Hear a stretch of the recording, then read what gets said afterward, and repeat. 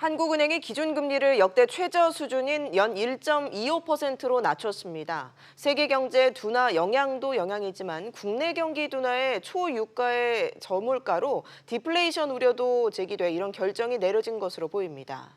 하지만 통화 정책만으론 한계가 있다는 분석도 있는데요. 정부의 확장적 재정 정책과의 공조가 필요하다는 목소리가 나오고 있습니다. 관련해서 양준석 가톨릭대 경제학과 교수와 이야기 나눠보겠습니다. 어서 오세요. 어서 오세요. 안녕하세요. 네. 0.25%포인트 낮춰서 1.25%가 됐습니다. 역대 최저금리죠? 예, 그렇죠. 지난번에 뭐 1.25%까지 내려간 적은 한 번 있지만은 그렇지만은 다시 올라갔다가 지금 다시 그 상태로 돌아간 셈이죠. 예. 네, 자 이번에 글로벌 금리 인하 기조가 이어진다는 점도 하느니 금리 인하를 늦출 수가 없었다. 뭐 이런 분석도 나오는데 어떻게 보십니까? 하느니 금리를 어떤 면에서는 조금 좀 늦게 내리지 않았나 좀 그런 생각이 좀 들기는 하거든요. 네. 원래는 우리가 미국하고 금리 역전으로 들어간 다음에는 미국이 금리를 내릴 것 같을 때는 우리가 바로 직전에 금리를 내리는 그런 패턴을 계속 보였는데 그런데 지난 8월에 9월에 미국 연준이 금리가 내릴 게 거의 확실한데도 8월 말에 우리 한은은 금리를 내리지 않았어요. 예. 그래가지고선 그 전에는 계속 우리 그 금리하고 미국 금리하고 0.75% 차이를 유지했는데 그런데 8월서부터는 우리가 0.5%의 차이를 계속 유지했던 거죠. 예. 그런데 지금 와서 이제 어떤 면에서는 미국을 쫓아가는 그런 면이 돼 있는데 또 지금 어쩌면은 그 10월에 미국 FOMC에서 또 그 금리를 내릴 가능성이 있는데 만약 미국에서 진짜 금리를 내린다면은 그러면 다시 0.5% 차이로 돌아가는 셈이죠. 네. 네. 금리를 낮추긴 했지만 이것만으로는 우리 경제 둔화 회복하기 어렵다는 분석들이 나오고 있는데요. 그 이유가 뭔가요? 예, 지금 전 세계적으로 통화 정책의 힘이 많이 약해졌습니다. 이건 우리나라뿐만이 아니라 뭐 미국이든지 유럽이든지 마찬가지인데 그 이유가 뭔지는 좀 아직까지 좀 학계에서 논의를 하고 있어요. 그래서 아직 네. 확답은 없지만은 가장 좀 유력한 답은 지금 금리가 하도 낮기 때문에 그렇기 때문에 금리가 투자에 대해서 어떤 실질적인 장벽은 안 된다는 거죠. 예. 그래가지고 오히려 수요가 없으면은 투자를 안 한다. 아무리 금리가 낮다고 해도 그래도 자기네들이 물건을 만들어서 사는 사람이 없으면은 그러면은 그 영업을 못 하니까 그러니까 오히려 금리보다는 지금 수요가 올라갈 것을 기다린다. 이건 우리나라뿐만이 아니라 전 세계의 문제로 지금 나오고 있고요. 예. 그다음에 또 그래가지고선 또 재정 정책을 다른 국가들에서도 다른 국제기관이나 연구기관들에서도 제안을 하고 있는데 지금 우리나라는 그래도 좀 운이 좋은 셈이지만 다른 나라에서는 그 재정 정책 특히 정부 지출을 늘리는 정책을 쓰기가 좀 어렵습니다. 왜냐하면은 국채 GDP 수준이 굉장히 다른 나라들이 높거든요. 예. 우리나라는 지금 한 40%대가 되는데 그런데 미국 같은 경우는 미국이나 프랑스 같은 경우는 한 100% 왔다 갔다 하고요. 네. 그다음에 일본 같은 경우는 세계에서 가장 높은 230% 왔다 갔다 하니까 그러니까 그 IMF, OECD, 세계은행 그런 데서 다 선진국들이 재정 지출을 늘려가지고선 경기 회복을 좀 했으면 좋겠는데 예. 여력이 없는 거죠. 네, 금리 인하가 오히려 부정적인 신호로 오인이 돼서 시장 심리가 더 위축되지 않을까 이런 우려들도 나오고 있는데 외국인 투자 자금이 이탈할 위험도 있다 이런 얘기도 있습니다. 어떻게 보십니까? 예, 그래서 아까 얘기했지만은 우리가 8월 말까지 그냥 0.75% 차이를 미국하고 유지하고 있었는데 이게 0.5%로 줄었다고 했잖아요. 예. 그 이유 중에 하나가 우리가 여름에는 원화가 강세에서 약세로 좀 뒤돌았거든요.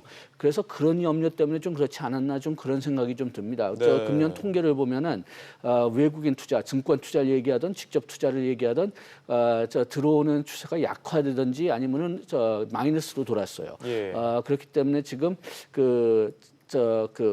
투자가 빠져나갈지 염려도 있지만은 그렇지만 또 약세로 돌아가서 이제 약세가 시중에 시장 심리에 박혀든다면은 그러면은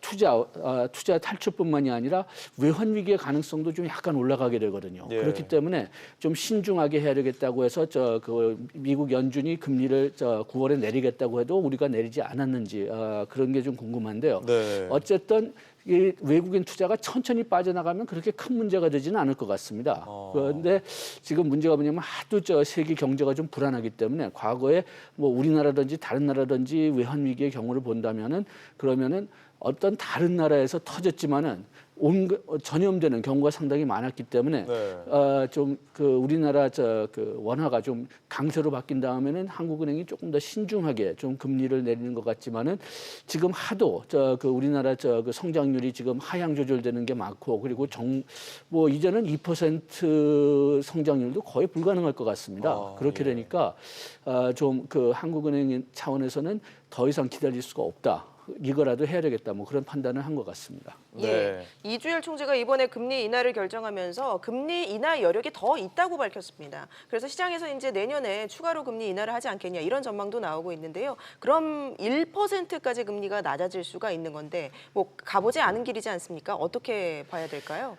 지금 가보지 않은 길이기 때문에 언제든지 좀 무섭긴 해요. 네.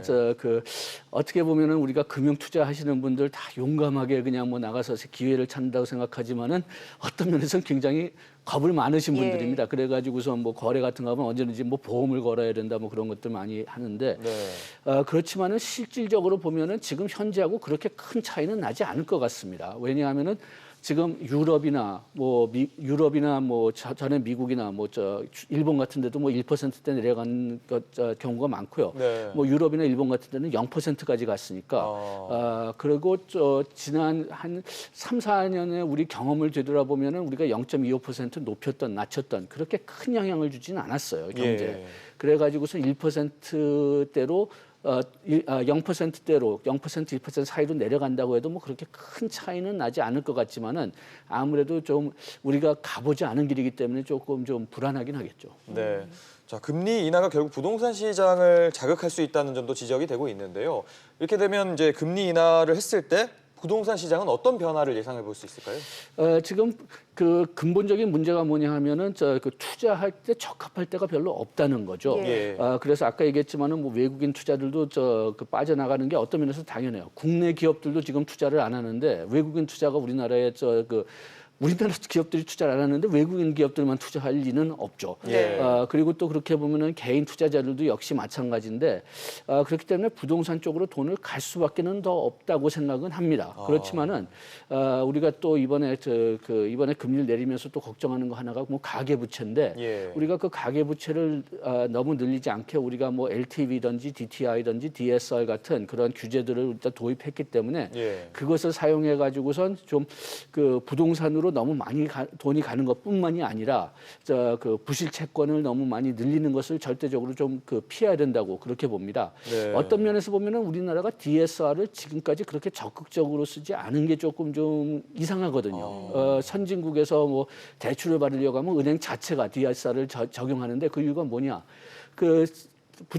빚을 낼 때 뭐 이자를 내거나 원금이 너무 많다면은 그러면은 개인이 그걸 낼 수 있는 능력이 없는 경우가 많거든요. 네. 그러면 채권이 부실 채권 되는 거죠. 은행 입장에서도. 예. 그렇기 때문에 자율적으로 그냥 DSR을 도입해 가지고선 대출 결정을 하는 경우가 많은데 우리는 아직까지도 그걸 그 은행 자체에서 적극적으로 쓰지는 않는 것 같습니다. 그렇지만 이런 규제, DSR 규제 같은 것을 가지고 부실 채권을 막아야 되는 게 지금 과제라고 생각합니다. 예, 네. 정부 정책에 있어서는 좀 합리적이고 유연한 조정이 필요한 것 아니냐 이런 목소리가 커지고 있는데요. 뭐 정부가 돈을 푸는 재정 정책과 좀 병행을 하자 이런 얘기가 나오고 있는데 지금 세수 전망이 암울한 상황에서 이렇게 정부가 돈을 좀 지나치게 정책 확장적으로 간다면 건전성이 악화될 수 있지 않을까요? 건전성이 악화될 염려가 언제든지 있는데요. 예. 그런데 어떤 때는 돈을 쓸 수밖에 없어요. 지금 우리가 외환 위기만 빼놓고서는 우리가 사상 최저의 성장률을 지금 다가가고 있기 때문에 네. 좀 불가피하다고는 보는데 그런데 그 말은 맞은 것 같아요. 우리가 재정 정책하고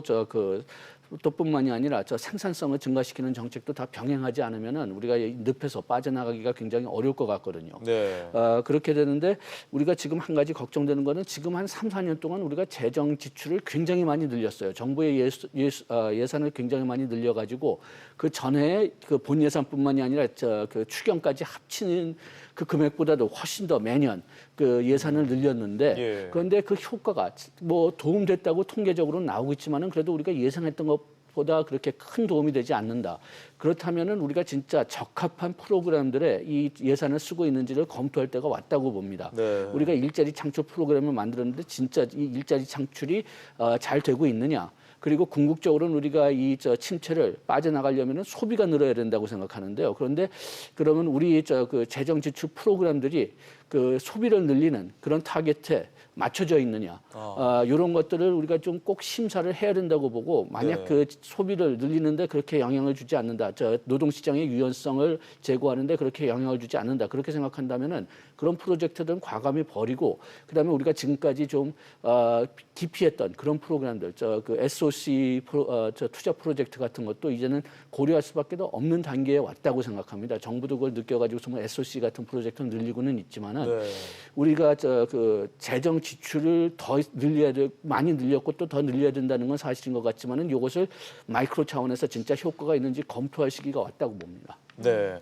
자, 이 연준의 통화 정책에 대해서 또 얘기 좀 나누고 싶은데요. 지난달에 FOMC에서 0.5%포인트를 금리 인하를 주장한 제임스 블러드 세인트 루이스 연은 총재의 연설 내용도 아무래도 좀 관심이 가고 있는데 결국 금리 인하 가능성에 무게를 실지 않을까요?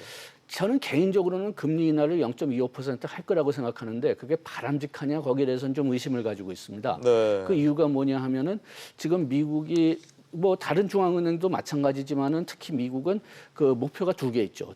인플레이션을 통제해야 되지만은 또 일자리 창출을 또 도와야 된다. 그런데 지금 일자리 창출 통계를 본다면은 미국이 그렇게 나쁘지도 않고 예. 인플레이션도 뭐 자기네들 타깃에 어느 정도 있고 그러면은 지금 왜 금리를 내려야 되느냐? 뭐 제조업에서 문제가 있다. 뭐 세계 경기가 둔화되고 있다.